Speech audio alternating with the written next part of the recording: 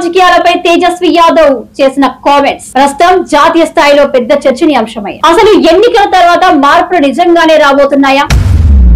తేజస్వి యాదవ్ వ్యాఖ్యలు పూర్తిగా ఒక పొలిటికల్ ఈక్వేషన్ ఆధారంగా ఉన్నాయా? ఇప్పుడు ఉపరాష్ట్రపతి ఎన్నికలు జరుగుతున్నాయి. ఒకవైపు ఇండియా కూటమి అభ్యర్థి తెలంగాణకు చెందిన జస్టిస్ సుదర్శన్ రెడ్డి, మరోవైపు ఎన్డీఏ అభ్యర్థి తమిళనాడు నాయకుడు రాధాకృష్ణ, ఇద్దరు దక్షిణ భారత నాయకులే. ఈ ప్రచారం మధ్యలో తేజస్వి యాదవ్ ఇలా కామెంట్ చేశారు. బీహార్ ఎన్నికల తర్వాత ఎన్డీఏ కూటమి కూలిపోతుంది, ఆర్జేడీ కాంగ్రెస్ కలిసే గెలుస్తాయి, దాంతో నితీష్ కుమార్ ని పక్కన పెడతారు, ఆయన ఎన్డీఏ నుంచి బయటికి వస్తారు, ఆ తర్వాత చంద్రబాబు నాయుడు కూడా బయటికి వస్తారు, దాంతో ఎన్డీఏ కూటమి కూలిపోతుంది అని ఆయన చేసిన లెక్క ఇది. నిజంగానే చంద్రబాబు నాయుడు కూడా బయటికి వస్తారా? చంద్రబాబు రాష్ట్ర ప్రయోజనాల కోసం మాత్రమే ఎన్డీఏతో ఉన్నారు. కేంద్రంలో ఎన్డీఏ ఉంటేనే ఆంధ్రప్రదేశ్ అభివృద్ధికి అవకాశాలుంటాయి. కాబట్టి నితీష్ కుమార్ బయటికి వచ్చినా చంద్రబాబు నాయుడు బయటికి రారు. అదేవిధంగా ఆయన మద్దతు మరింత ప్రాధాన్యం పెరుగుతుంది.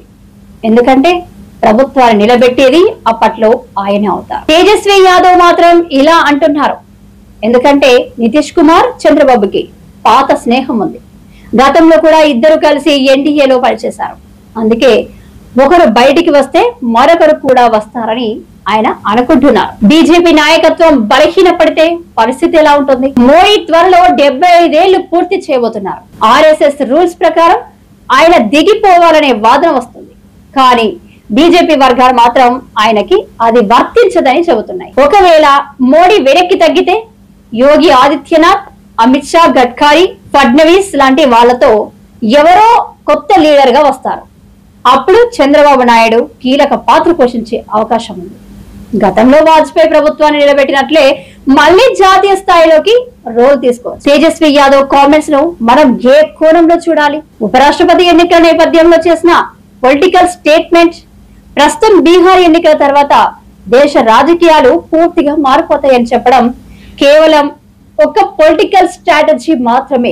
రియాలిటీ మాత్రం వేరేలా ఉండే అవకాశం ఉంది. మరి వీక్షకులు మీ అభిప్రాయం ఏంటి?